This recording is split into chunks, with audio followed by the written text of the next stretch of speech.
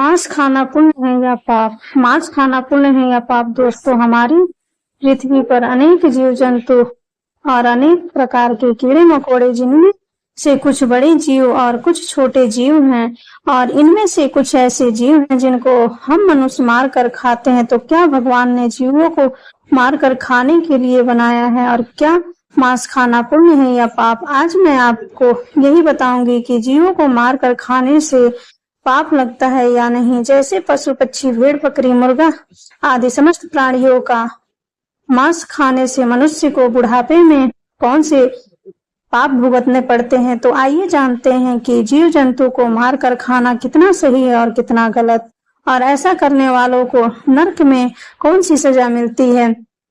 आजकल दुनिया में ऐसे करोड़ों लोग मिल जाएंगे जो मांस खाते हैं और मांस खाने को सही मानते हैं, और कहते हैं यदि हम इन जीवों को नहीं खाएंगे तो इनकी संख्या बढ़ जाएगी, और भगवान ने इन जीवों को हमें खाने के लिए ही बनाया है, इसीलिए इनको खाने से हमें कोई पाप नहीं लगता है। और कुछ लोग ऐसे भी हैं जो जीवों को मारकर खाने को पाप मानते हैं, और उनका कहना है कि मांस खाने से पाप लगता है, और मांस खाने वालों की पूजा ईश्वर स्वीकार नहीं करते हैं। तो आज मैं आपको एक कथा के माध्यम से बताऊंगी कि मांस खाना कितना सही है और कितना गलत, और भगवान ने मांस खाने वालों के बारे में क्या बताया है। मित्रों, एक बार माता लक्ष्मी भगवान विष्णु से मिलने के लिए जाती हैं, और भगवान विष्णु से पूछती हैं, हे प्रभु, जब मैं देवलोक आ रही थी तो मैंने देखा कि पृथ्वी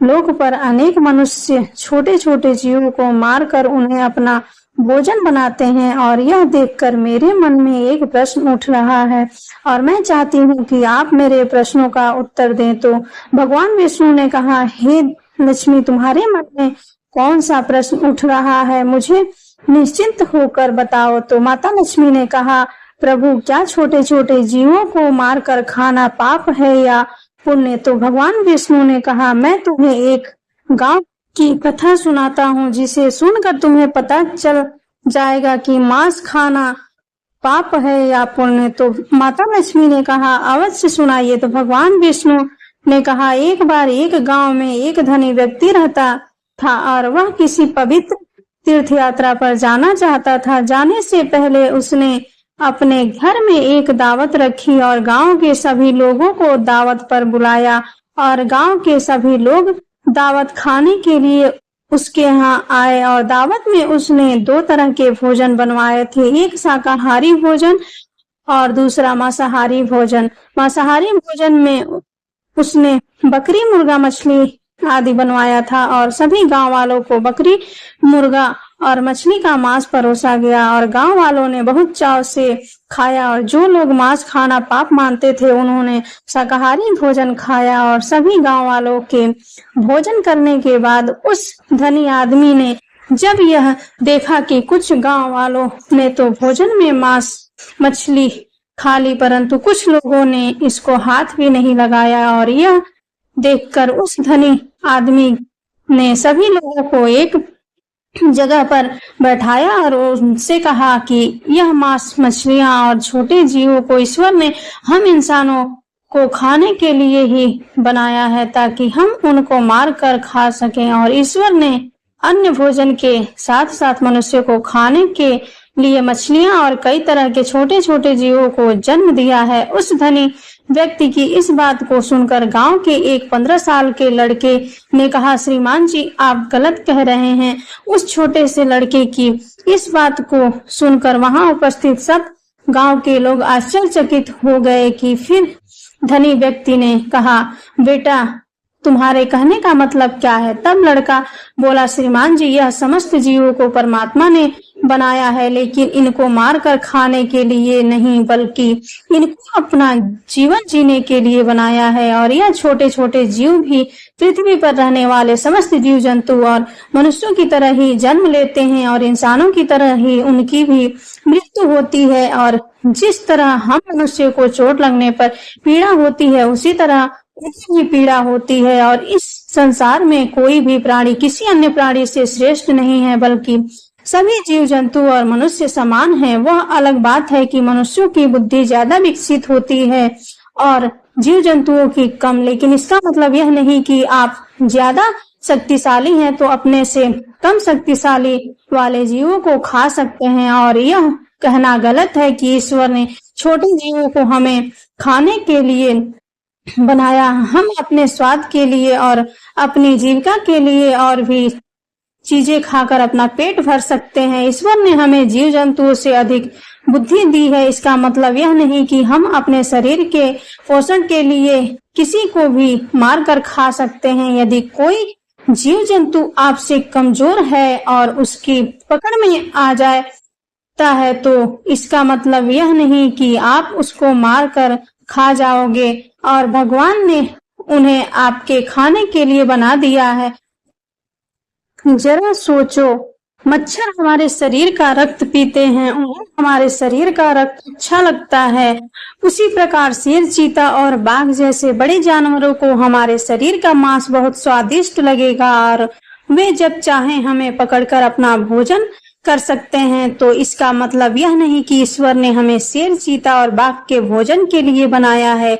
यदि आप ऐसा मानते हैं कि मुर्गा, मछली और बकरी को भगवान ने हमारे भोजन के लिए बनाया है तो फिर शेर, चीता, बाघ से अपनी रक्षा क्यों करते हो?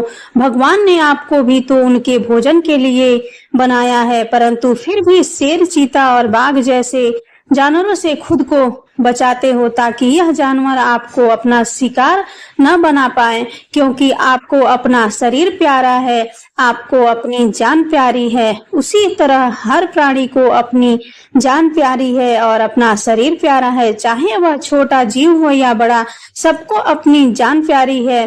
और यह मनुष्य की मूर्खता है जो अपने से छोटे जीवों को मार कर खाते हैं। और इस तरह उस छोटे से लड़के की बात सुनकर उस धनी आदमी का मुंह बंद हो गया और गांव के सभी लोग लड़के की इस बात से सहमत हो गए। और फिर भगवान विष्णु ने माता लक्ष्मी से कहा, सुनो, मैं तुम्हें भगवान श्री कृष्ण का एक और उपदेश सुनाता हूँ जिससे तुमको पता चल जाएगा कि मांस खाना पाप है या पुण्य। तो माता लक्ष्मी ने कहा, सुनाइए प्रभु। तो भगवान विष्णु ने कहा, इस कथा को पूरा लगाकर सुनना, नहीं तो कथा आपकी समझ में नहीं आएगी, क्योंकि आधी अधूरी कथा सुनने वाले लोग ही मांस, मछली और छोटे जीवों को मार कर खाते हैं।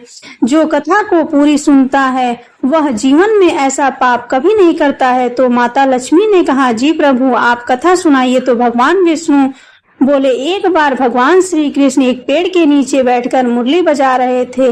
तभी एक हिरण तेजी से भागता हुआ श्री कृष्ण जी के पास आया और उनके पीछे छुप गया और वह हिरण बहुत भयभीत था।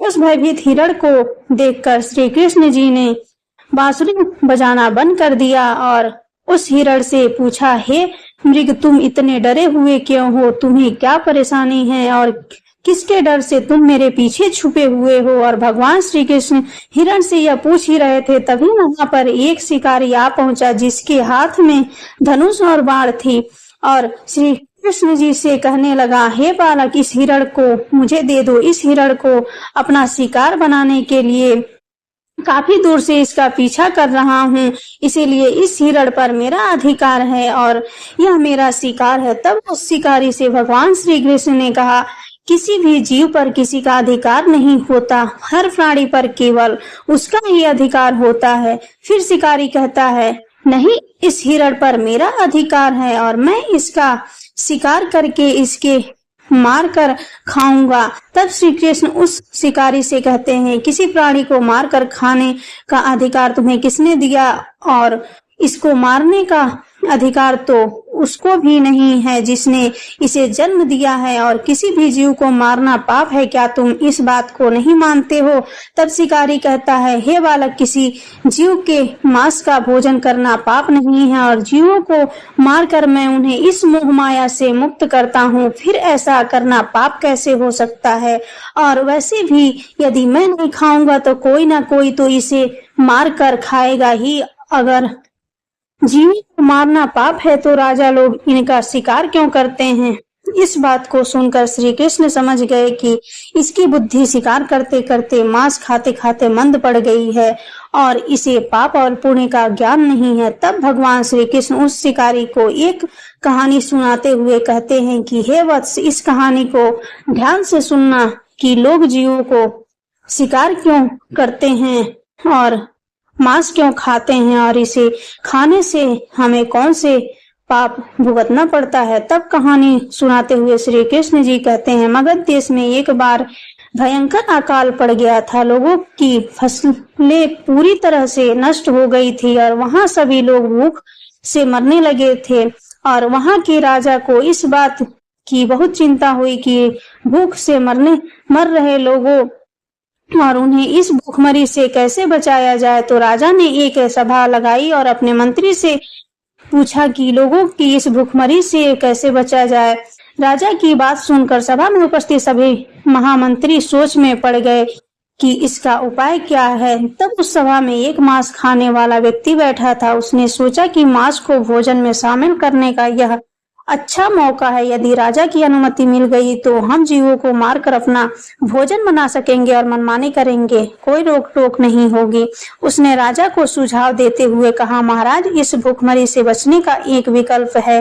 क्यों नहीं हम जीवों को मारकर उनका मांस खाएं। इससे भूखमरी का संकट भी हो जाएगा और इसमें धन भी खर्च नहीं होगा और हमारा पेट भी भर जाएगा। सभा में बैठे सभी लोगों को यह बात सही लगी और सबने बोला, महाराज, भूखमरी से बचने का यही एक विकल्प है। लेकिन राजा के महामंत्री को यह बात बिल्कुल सही नहीं लगी और सभा में चुपचाप बैठे थे। तब राजा ने पूछा, महामंत्री, आप चुप क्यों बैठे हो? तब मंत्री ने कहा, महाराज, जीवों को मारकर खाना सही नहीं है और मैं अपनी राय आपको कल दूंगा। और रात होते ही महामंत्री उस व्यक्ति के घर गए जिसने मांस खाने की बात कही थी और मंत्री ने उस व्यक्ति से कहा, भाई, आज शाम को ही महाराज की तबीयत खराब हो गई है और वैद्य ने कहा है कि यदि राजा को किसी मोटे ताजे और हष्ट-पुष्ट इंसान का थोड़ा सा मांस खाने को मिल जाए तो वो पूरी तरह से ठीक हो जाएंगे और तुम हष्ट-पुष्ट और मोटे ताजे हो, इसीलिए मैं आपका मांस लेने आया हूँ और मुझे विश्वास है कि आप राजा को बचाने के लिए हमें अपना मांस जरूर देंगे और महाराज ने इसीलिए हमें यहाँ भेजा है। आपको इसके बदले में जितना धन चाहिए मैं उतना धन देने को तैयार हूँ, बस आप अपने शरीर से थोड़ा सा मांस हमें दे दे। मंत्री की यह बात सुनकर वह आदमी बहुत डर गया और वह भागता हुआ अपने घर के अंदर गया और अपने घर से 1,00,000 स्वर्ण मुद्राएं लाकर महामंत्री को दे दिया और कहा, आप मेरे शरीर के मांस के बदले यह स्वर्ण मुद्राएं ले लीजिए और इन स्वर्ण मुद्राओं से किसी और का मांस खरीद लीजिए। मंत्री बोले, नहीं भाई, राजा ने आपका ही मांस लाने को कहा है क्योंकि आप बहुत हष्ट पुष्ट और थोड़ा सा मांस देने से आपका कुछ नहीं बिगड़ेगा और राजा की जान भी बच जाएगी और इसके बदले राजा तुम्हें मंत्री का पद भी दे देंगे। यह सुनकर वह व्यक्ति महामंत्री के पैर पकड़कर बोला, मंत्री जी, मुझे माफ कर दो, मैं अपने शरीर का मांस नहीं दे सकता। इतना कहकर वह वहां से भागने लगा। मंत्री ने कहा, तुमको यहाँ से भागने की कोई जरूरत नहीं है। यदि तुमको अपना मांस नहीं देना है तो मत दो, मैं तुम्हारे 1,00,000 स्वर्ण मुद्राएं लेकर जा रहा हूँ। इतना कहकर महामंत्री वहां से चले गए और इसी प्रकार एक एक करके महामंत्री सभी के घर गए और सबसे इसी तरह अपने शरीर से थोड़ा सा मांस देने का आग्रह किया, लेकिन सबने मांस के बदले अपने घर से मुद्राएं दी। किसी ने 1,00,000 तो किसी ने 2,00,000 मुद्राएं दी, लेकिन अपने शरीर से मांस किसी ने नहीं दिया। मंत्री उन मुद्राओं को लेकर अपने घर चले गए और अगले दिन सुबह सारे लोग राजा को देखने उसके महल पहुंचे और महामंत्री भी उन मुद्राओं को लेकर राजा के दरबार में पहुंच गए और उन मुद्राओं को राजा के सामने रख दिया। पैसों को देखकर राजा बोले, महामंत्री, आप इतने सारे पैसे कहाँ से लाए हैं? तब महामंत्री ने राजा को मांस वाली पूरी बात बताई और कहा, महाराज, मैं इन लोगों के घर गया था और झूठ मूठ में बोला कि राजा की तबीयत बहुत खराब है और उन्हें थोड़े से मांस की जरूरत है और इस तरह करके सबके घर गया और सबसे यही बात कही तो सबने मांस देने से मना कर दिया और सबने इसके बदले यह मुद्राएं दे दी। और महामंत्री ने कहा, महाराज, अब आप ही सोचिए कि इन लोगों ने अपने शरीर का मांस देने से मना कर दिया और उसके बदले इतने सारे पैसे दे दिए। और यही लोग कल सभा में बोल रहे थे कि हम जीवों का मांस खाकर भूखमरी से बच सकते हैं।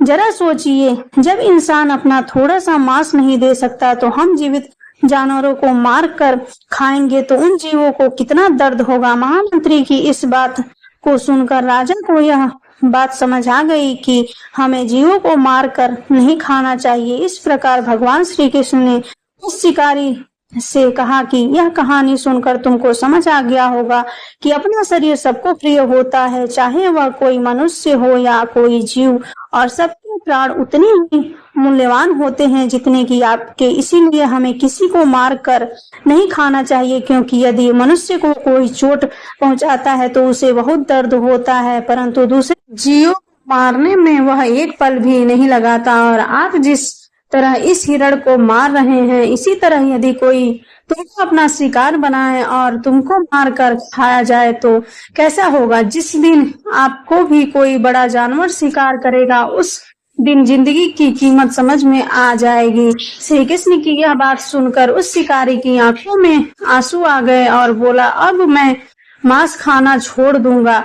मित्रों, मैं उम्मीद करती हूँ कि भगवान मांस खाने वाले लोगों की मानसिकता को बदले, क्योंकि कुछ लोगों को लगता है मांस खाना पाप नहीं है और मैं तो खरीद कर खाता हूँ इसीलिए मुझे पाप नहीं लगेगा। पर ऐसा नहीं है, पाप सबको लगता है, चाहे आप खरीद कर खाएं या आप जीवों को मार कर खाएं। इसीलिए हमें मांस नहीं खाना चाहिए, क्योंकि मांस खाने वाले की प्रार्थना ईश्वर स्वीकार नहीं करते। और मांस खाने वाले लोगों को इस बात का छोटे से लेकर बड़े जीवों तक सभी को ईश्वर ने अपना जीवन जीने का अधिकार दिया है। उनका जीवन नष्ट न करें, अपने थोड़े से स्वाद के लिए उनको मार कर ना खाएं, क्योंकि खाने के लिए ईश्वर ने आपको फल फूल और सब्जियां दी है। दोस्तों, वीडियो अच्छी लगी हो तो एक लाइक करें और चैनल को सब्सक्राइब करें और कमेंट बॉक्स में राधे राधे जरूर लिखें।